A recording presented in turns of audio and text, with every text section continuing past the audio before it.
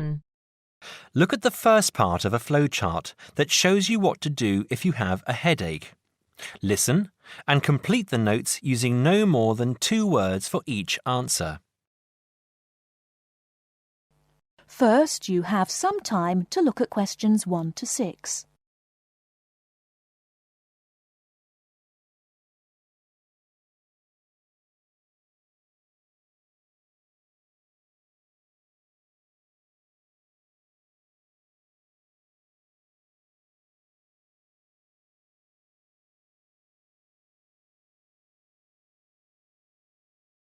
There are various different reasons why you may have a headache. Some of them are not serious and can be treated easily, perhaps by simply taking a pain-killing tablet, like an aspirin.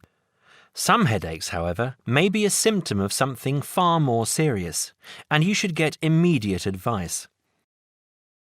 First of all, ask yourself if you think you have other symptoms that suggest you have a cold. Do you have a fever, a runny nose, a cough or a sore throat? Have you been sick at all? If you have, then you probably have a bad cold or the flu, and the headache is just one of the symptoms. Get plenty of rest and drink plenty of water. There are many types of medicine that you can buy at a chemist, and these will relieve some of the symptoms. Remember, though, medicine will not actually cure the condition, and you might prefer to just drink hot water with some lemon and honey, and take a couple of aspirin. Now, if you don't think you have a cold, you must ask yourself how bad the headache is. If the headache is really bad and you have a stiff neck, there may be a bigger problem. If you feel that normal light is hurting your eyes, it may also be cause for concern. Meningitis is a serious condition. It is caused by an infection of blood around your brain and spinal cord. The condition can seriously affect your brain if not treated immediately. You must see your doctor or go immediately to the nearest hospital. If you do not show these symptoms, you may still have something that needs treatment quickly. You may have an injury of some kind, and you must try to remember if you have hit your head at all in the last few days. If you have, you may be suffering from concussion. Concussion occurs after an injury to the head, when blood pushes against the brain. It is very serious, and you must make sure that you get treatment immediately. Now, if you don't remember any recent injury, you must ask yourself if you feel... Before you hear the rest of the conversation, you have some time to look at questions 7 to 10.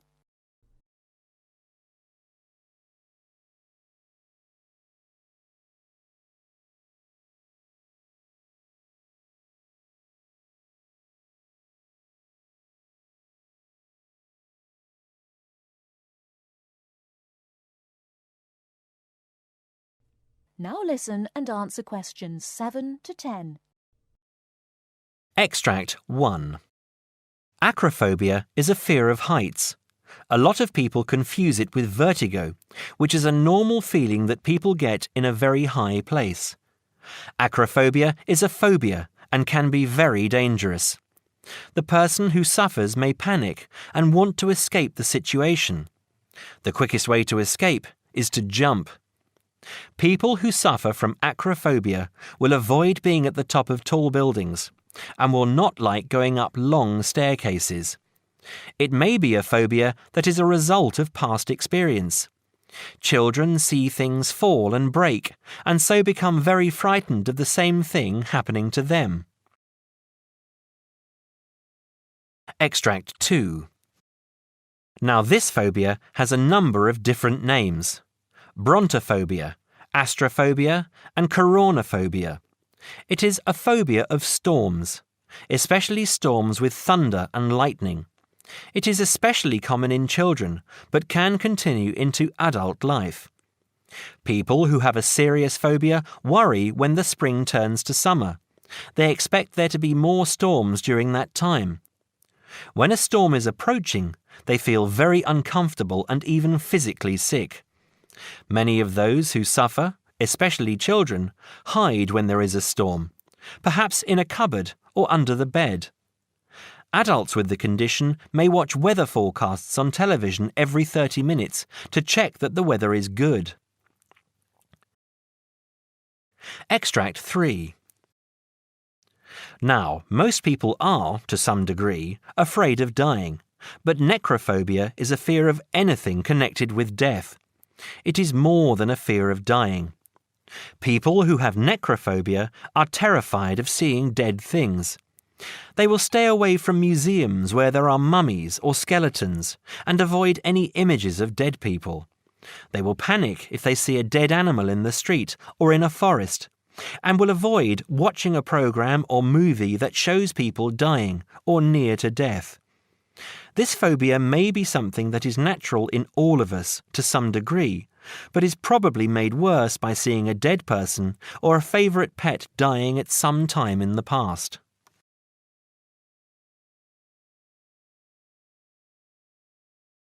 That is the end of part 1. You now have half a minute to check your answers.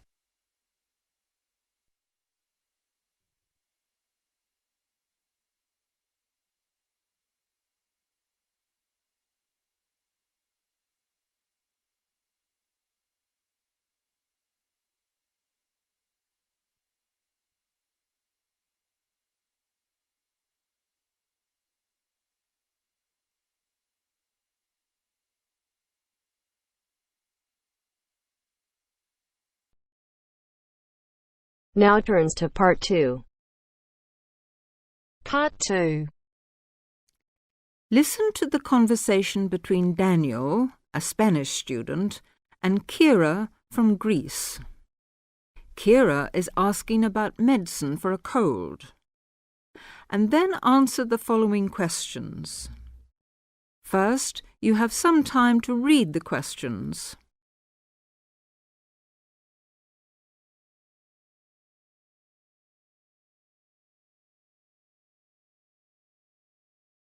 Now, listen to the conversation. Hello, Daniel. How are you? Not so bad, thanks. What about you? To tell the truth, I've got a terrible cold. Achoo! Oh, sorry to hear that. Poor you. Maybe it's the change in the weather, or maybe you've been working too hard lately. Well, it must be the weather. Achoo! Bless you. Have you taken any medicine? No, I haven't. Can you recommend anything?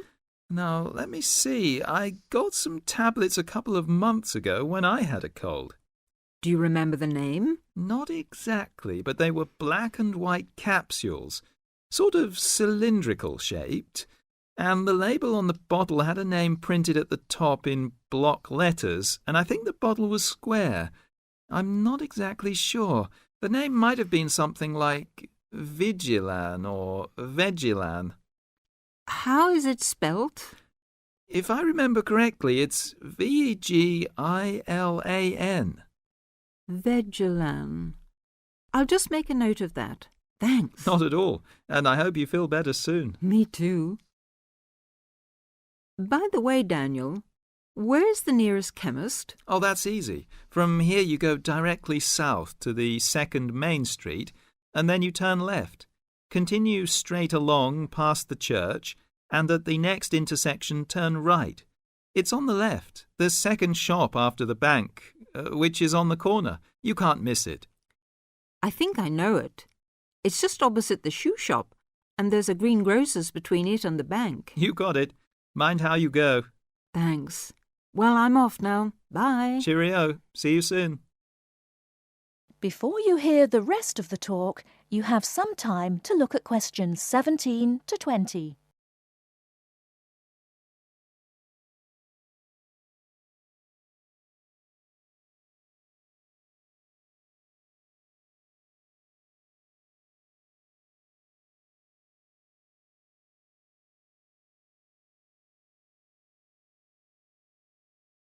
Now listen and answer questions 17 to 20. Now, listen to the interview. Good afternoon, Mr. Brown. Do sit down. Now, tell me, What made you apply for this job? Well, I've been wanting to improve my position for some time, and it seemed to me that the job you advertised would give me an opportunity to learn more about marketing and sales techniques in general. Where are you working at present, Mr. Brown? Well, actually, I haven't got a job at the moment. I had a job as chief clerk in the buying department of a retail store, Johnson and King. I expect you've heard of them. But to tell the truth, I didn't quite hit it off with the sales manager. Oh, why was that, Mr. Brown?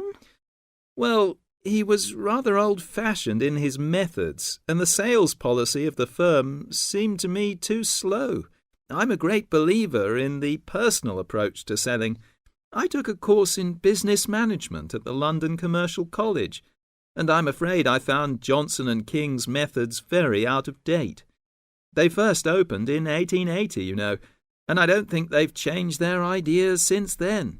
Really? In that case, you may be interested to know that our firm first started business in 1870, and we believe that the old slogan, "The customer is always right," still holds good today. I'm afraid our chairman, Samuel Jackson, great-great-grandson of the original founder of the firm, Josiah Jackson, does not approve of high-powered modern selling technique, and with some justification, as our export figures show. We base all our sales technique on Peterson's theory of salesmanship, published in 1900.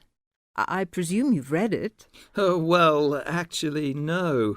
But I'll make a point of getting one from my local library without delay. Do that, Mr. Brown, and then come and see me again.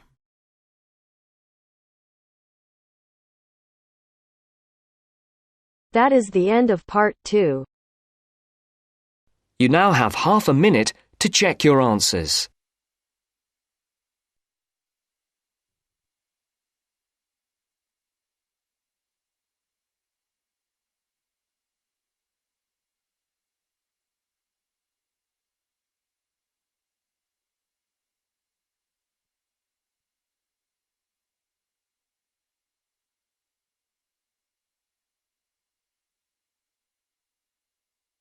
Now turns to part 3. Part 3. You will hear a telephone conversation between two people about a flat. First, you have some time to look at questions 21 to 26.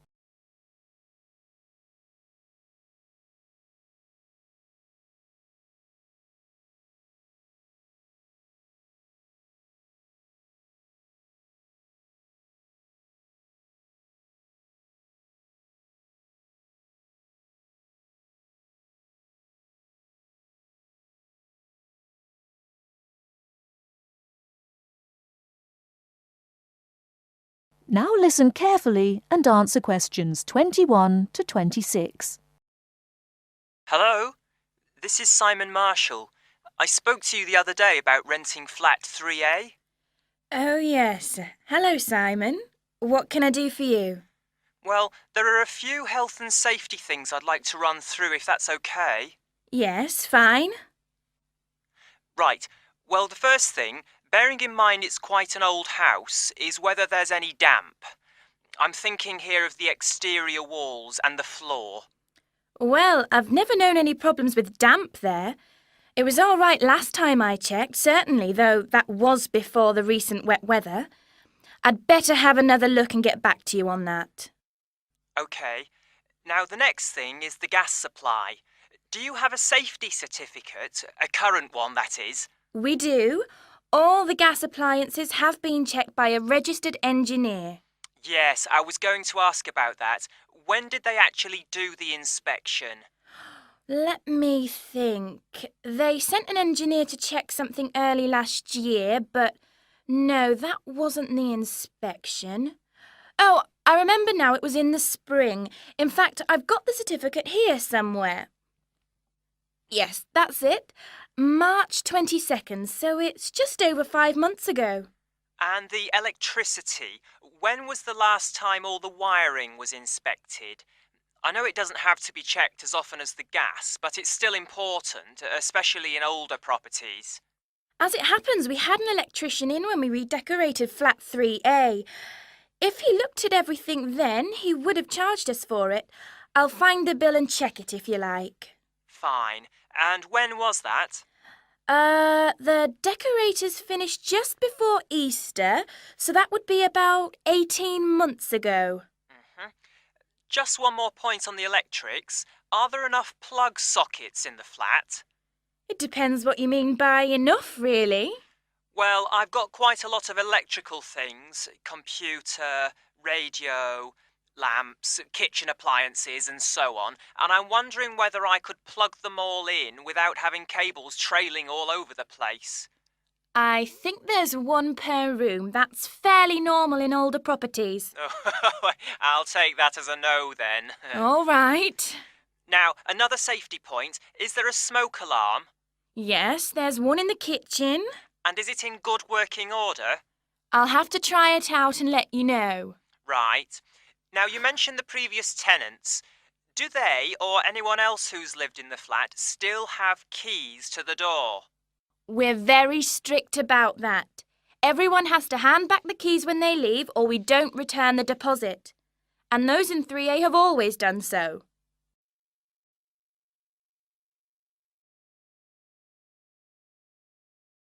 Before you hear the rest of the talk, you have some time to look at questions 27 to 30.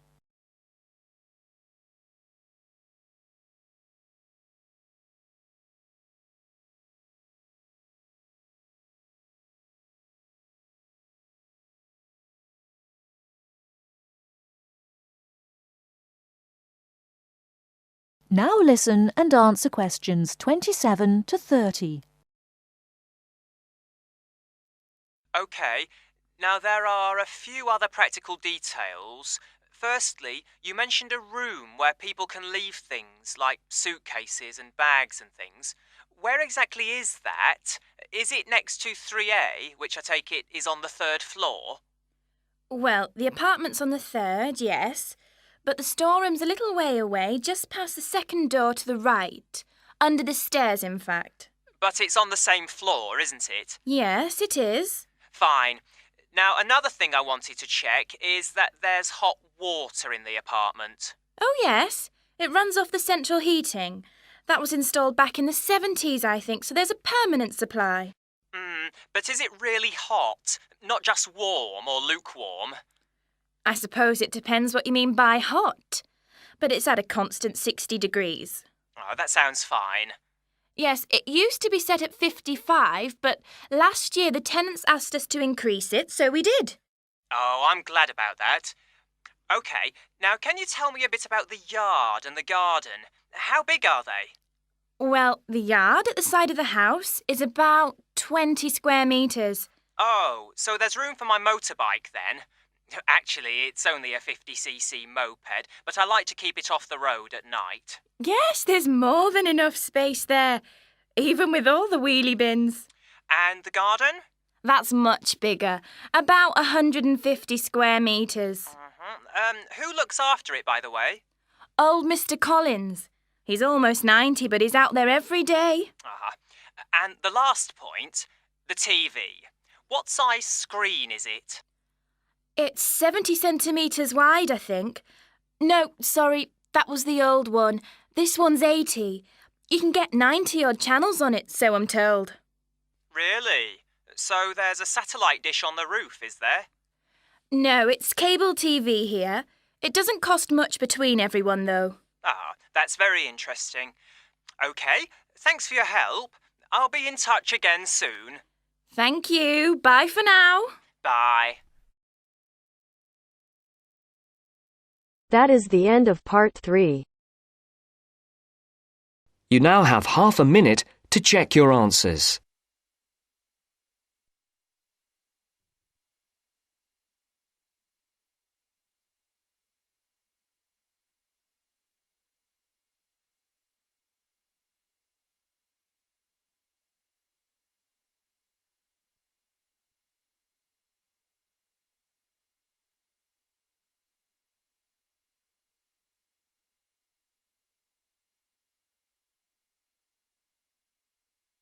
Now turns to Part 4.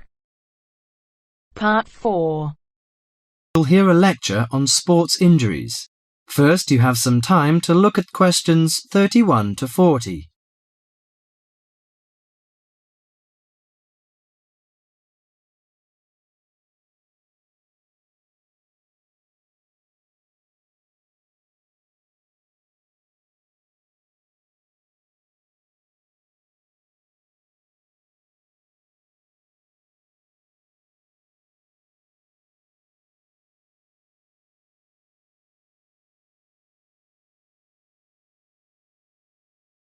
Now listen to the lecture carefully and answer questions 31 to 40. Morning everyone and welcome to our regular lecture on health issues. This series of lectures is organised by the Students' Union. It's a great pleasure for me to welcome Mr. David Greenbaum, a physician in sports medicine, to come along and talk to us today. Thank you. You may doubt what good sports medicine can do to non-athletes like you college students. According to public assumptions, sports medicine doctors deal only with sporting injuries. But actually, we treat general joint problems experienced by average people more than treating people who hurt themselves by playing sports. So, whether you're an athlete or not, a sports medicine physician can help you start off every day on the right foot. If you are a college athlete or a sporty person, you must stay at the top of your game. But how do you maintain best physical fitness? You should be under the watchful eye of your sports team physician. Sports medicine doctors offer total care treatment, such as customized workouts, immediate care of injuries, and surgery when needed. A sports medicine doctor's training falls within the specialty of orthopedic surgery. As such, it focuses on the cartilage, ligaments, and muscles involved in your body's movement. So, how do injuries happen? Most of us take for granted the intricate interactions of our bones, muscles, and ligaments until they are damaged. When injured, these tissues can degenerate, causing your joints to ache and feel stiff. Even ordinary daily movements such as walking and bending may cause a sports injury through overuse. Furthermore, the normal wear and tear on your body's tissue may become more taxing as you age. To prevent such problems, especially as you begin a fitness exercise, your sports medicine doctor offers total care. This includes X-rays to identify potential trouble spots. Afterwards, he helps you set an exercise routine that fits your body's present condition. Do you know your joints? Your body's most complex structural feature is its joints. Your joints allow you to grasp, twist, sit, and even feed yourself. Repetitive motions, however, may lead to chronic overuse of the soft tissue connecting bones at the joints. This overuse can result in injuries such as tennis elbow or even carpal tunnel syndrome. A more severe type of injury occurs when you lose your balance, thereby putting a joint under abnormal stress. Worse still, you could suffer a bone fracture. When a traumatic injury happens, effective medical care is crucial. Improper treatment of any joint injury can cause permanent loss of flexibility and recurring joint pain. As quickly as possible, the doctor applies ice packs to your injury. Ice deters swelling and inflammation, so you feel less pain. After keeping it iced for the first 48 hours after injury, the doctor begins therapeutic exercise of your wounded joint. Recently, a new treatment for degenerating joints has been developed, which is a product called orthokin.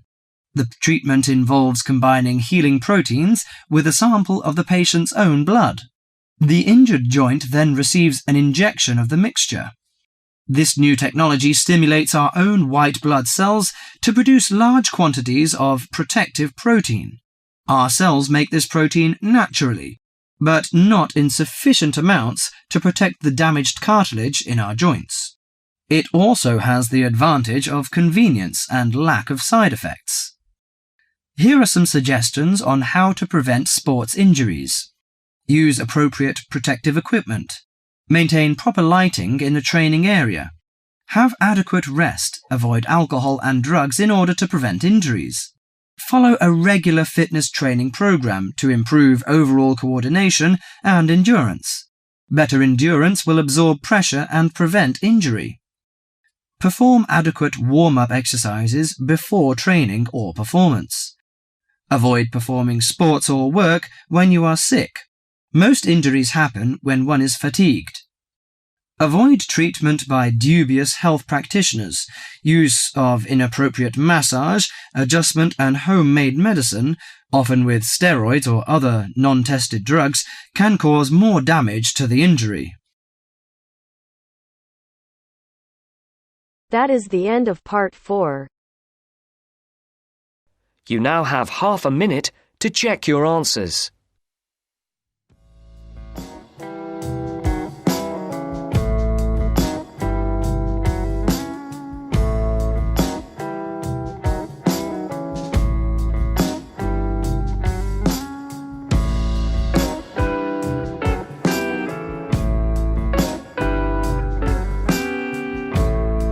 That is the end of the test. You now have 10 minutes to transfer your answers to your Ielts listening answer sheet.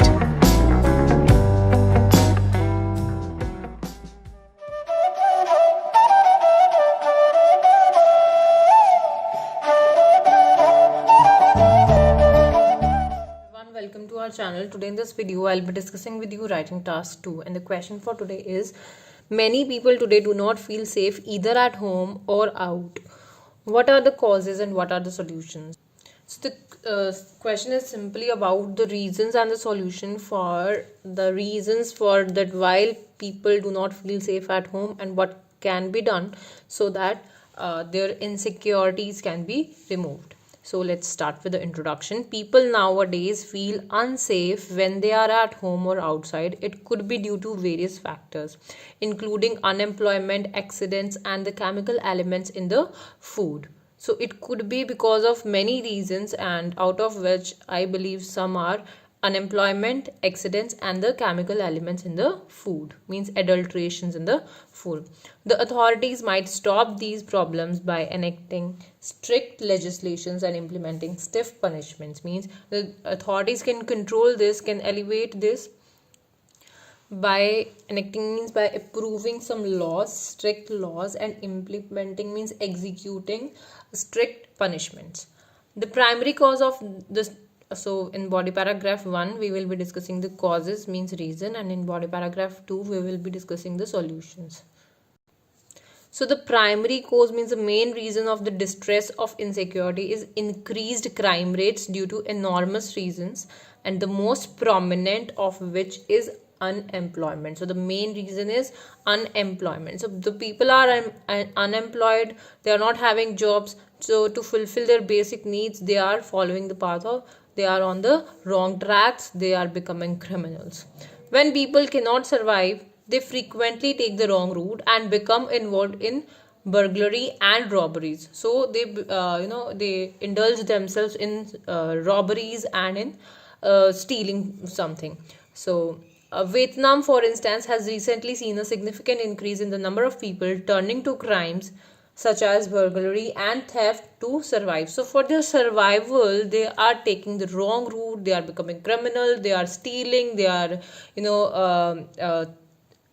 breaking the laws and becoming thieves just because for their survival, and this is because they are unemployed, they are not having any jobs to do. Another possible factor, means another reason could be traffic related fatalities. So the traffic related accidents and deaths could be another reason. Furthermore, almost all foods include dangerous chemicals, another reason for the threat in today's society. So this could also be the reason that people feel unsafe, because they believe that whatever they are eating is adulterated. Okay, it's not pure. To epitome means, for instance, for an example, many milk plants in India were seized because they were manufacturing milk with higher chemical components. So they are making milk with higher chemical components. Okay, the milk was not pure, so that's why many milk plants seized in India. Now this is body paragraph 2, in which we will be discussing some solutions that what can be done. As every lock has a key, the solutions lies itself into the problem. This is just a phrasal verb. One effective technique is to increase the employment rate. So see, the first the reason was unemployment. So what can be done? We can government can provide jobs. Second was fatal accidents. So for that also government can take strict actions like reducing traffic speed and penalties for drink driving. So these can be done. So and the third one was because of adulteration of food. So that can also be controlled if government keep a close eye on the food service industry. So that's why I have written that every lock has a key. The solution lies itself into the problem. So the solution is coming outside from the problem itself. So one effective technique is to increase the employment rate so that people can make money to fulfill their daily requirements. Another alternative is to improve the management of the food market. The government should keep a close eye on the food service industries. Like if I give you an example, in abroad or in foreign countries, why their food is pure? Because government, they keep a close eye on the food industry services. So whatever is in the market, they check that and then only allow the people to eat that things, which doesn't happen in many countries. Okay, so however, removing circumstances causing injuries such as traffic speed reduction, so these fatalities can be, road accidents can be reduced by traffic speed reduction, fitting stair gates for young children, and high penalties for drink driving could reduce traffic accidents. So this can also be controlled by doing these things. Now conclusion. To recapitulate, although unemployment, accidents and poor food are the leading cause of feeling of inadequacy, means feeling of insecurity, the government may address these issues by embracing rigorous laws and enforcing harsh penalty. By embracing means by implementing strict laws, rigorous means strict laws, and enforcing harsh penalties, and by have strict laws and imposing enforcing means imposing or implementing strict penalties or punishments. So this was for today. If you like the video, do hit the like button and subscribe to our channel. I'll meet you in the next video. Till then, bye bye and take care.